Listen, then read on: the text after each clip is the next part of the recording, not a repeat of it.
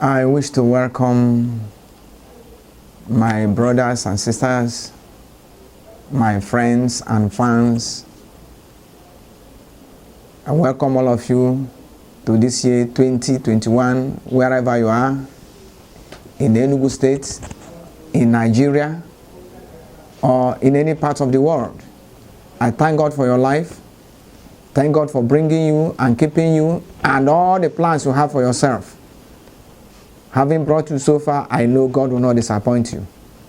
This year, 2021, is a year we have decided to continue to enlighten, to educate our brothers and sisters on their rights, given the circumstances and situation that's prevailing in the country today and all over the world, where people are deprived of their rights.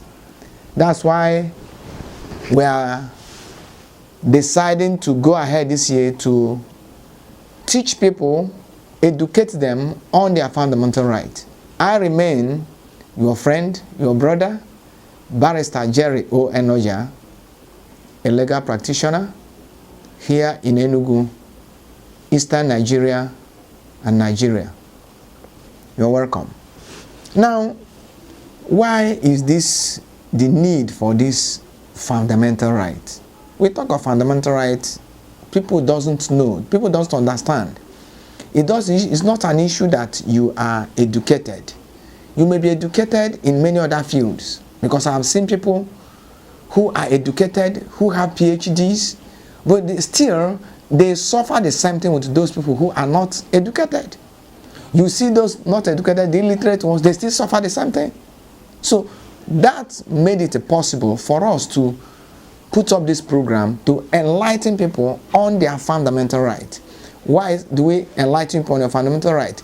You cannot defend your right except you know your right. And that right we are talking about is engrafted in the Nigerian Constitution, which is the grand norm, the highest law in the land. And the Constitution, as the highest law in the land, gives life to every other law in the land. And whatever any other law any man tells you that is not in compliance with the provisions of the Constitution is null and void.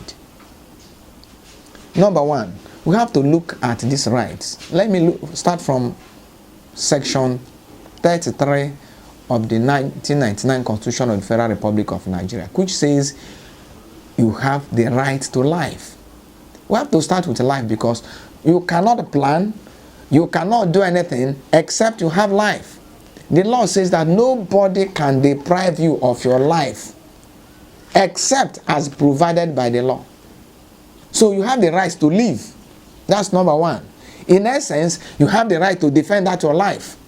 So assuming that somebody came to attack you, you have the right to use equal force to defend yourself, to save yourself from death.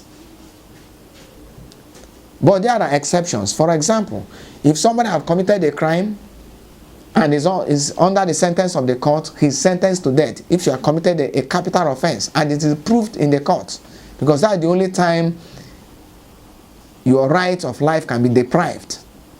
Again, assuming you have committed an offense, probably something like armed robbery, and on the process, police came to arrest you or any security agency, and you start engaging them in a shootout. At that point, your life can also, and in many other cases like that. But let us move further so that we can look at other aspects of our rights. Number two, under section 34 of the same Constitution of Nigeria, section 34 says you have right to dignity of human person. The right that you be respected. Nobody will assault you. Sometimes you see people, they go to the police or come to arrest somebody without any resistance. Probably the other person may have oiled their hands. They will start beating the person. Police have no right to beat you. Police, even when you come to the police station, sometimes police will now decide to extract information by beating the person at a point. Somebody who didn't commit offense say, I committed it, so that he or she will be left alone. This is wrong, and this is what we are supposed to know. There are many other things. Nobody have the right to torture you. It's against the law, like slapping you, hitting you, making you to kneel down and all that in the police station. It's wrong. And because sometimes people will suffer all these injustices, they will suffer this torture, they will suffer these wrongs against the Constitution, yet they will not fight for their right. They will say, let God take control. But God will take control when you have decided to fight for your right. So that's why today we are enlightening people, educating people to know their rights so that you can defend and fight for your right. Number 3, under the same section, section 35, the law gives you right to personal liberty. What does it mean to have a liberty? Liberty, you may decide to be in your house, you may decide to leave your house and go to your business place or to stay in your shop. You have the right to not to be restricted or limited in any way, so that your rights can flow. You have the right to determine when to leave, when to lie down, when to sleep, when to go out, when to come in. Nobody should by any means restrict you, even for a second. Sometimes people will say, they invited me to the police, I was not detained, I was only told to stay behind the counter. Mere inviting you to the police station is already infringing of your right of liberty. This is what many people doesn't know. And it is an offense. In the case of SSS and Abakoba, the law says merely inviting the person in the police station and putting him behind the counter is an infringement of his fundamental right. So these are the areas we need to enlighten our friends and our brothers so that they will know when we are moving along the road. You know when you are on the right track. You know when to ask police questions. Sometimes you'll be moving along the road, the police will now stop you. The police have the right to search if there is information, if there is any need for police to search your boot. Those people at the checkpoint, they have the right to search your boot to know whether you are carrying something that doesn't belong to you or that is stolen property. And in that, it is their legitimate duty. But like police being in the checkpoint and asking you for your particulars, for your driving license, they don't have the right. They don't.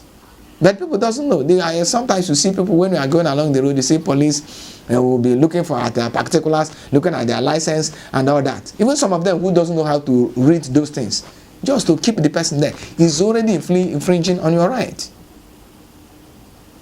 So, under section 36, the law says you have the right to fair hearing. What does it connote?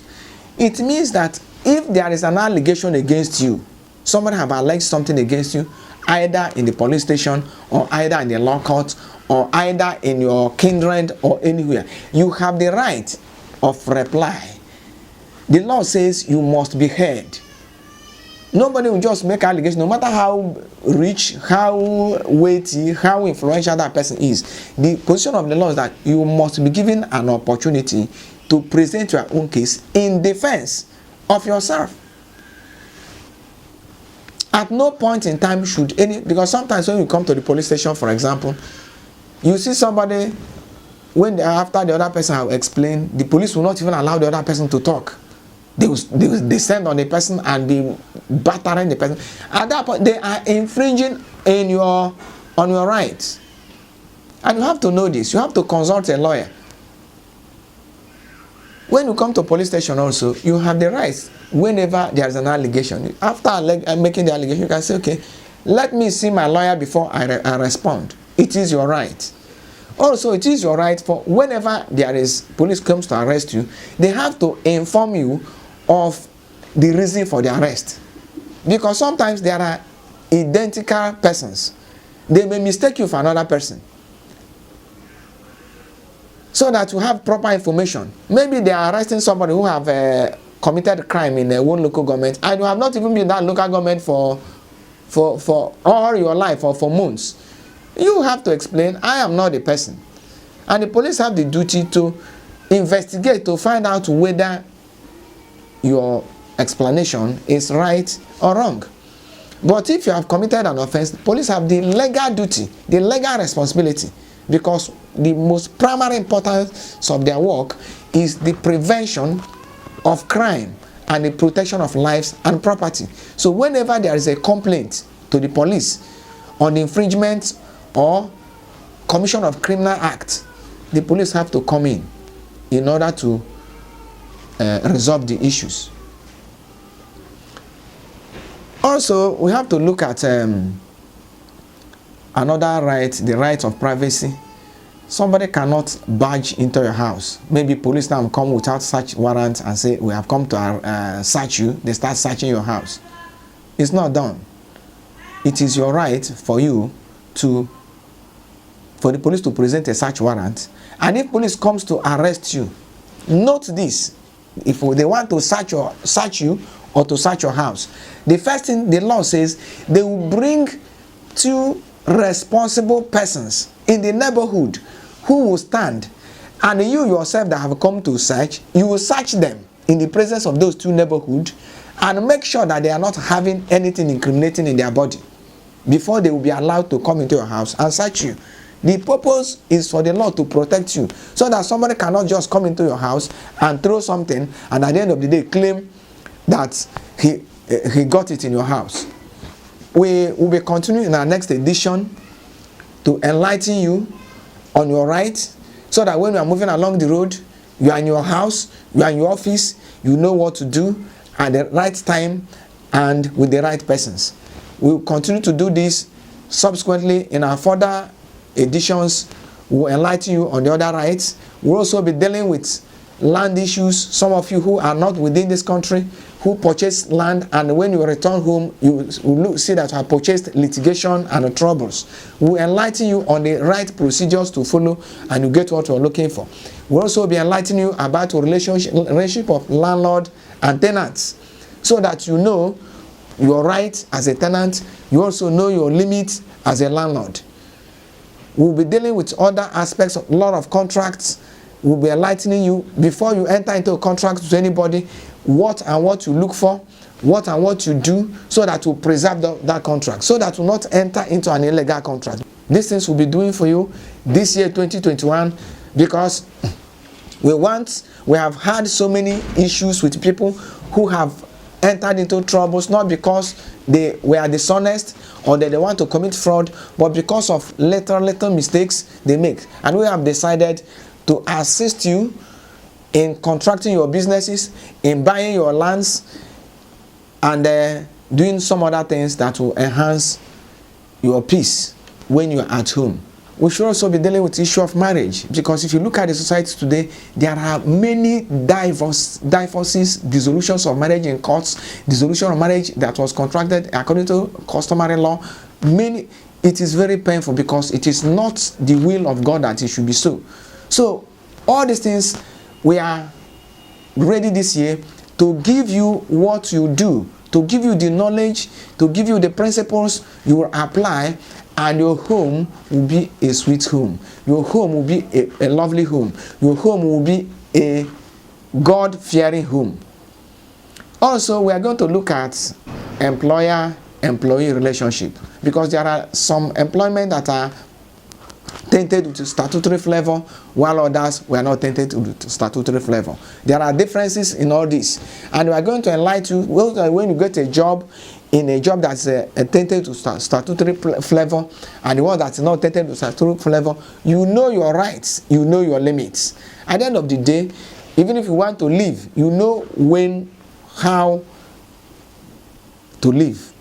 Thank you, and God bless you, and bless all of us, as this year 2021 we will all open our eyes, so that we will not make mistakes as in past years.